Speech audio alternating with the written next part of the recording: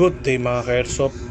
Ito nga pala yung bagong Umarex nung pinaka nasa listed na to pang Glock 17 Gen 3 to Gen 4, pero compatible siya sa lahat ng Umarex ng Glock, even si Glock 45 in Glock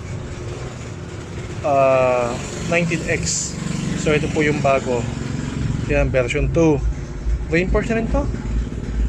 Yung ganyan ko halos masisira na lang din. Naka 40,000 shots na yun. So ito, papalitan ko na siya ng bago. Brand new po ito. Bali ito yung version 2. Wala pang kalangis-langis, kaya alam na. Pero ayan, lakas oh. Yan, ito ay galing kay Nick. Nabibili po ito sa kanya. So ito, ikakabit ko po ito mamayang gabi. At nang bumalik ko sa dating mas magandang performance ng aking G19X ng Umarex, G45 na pala ngayon.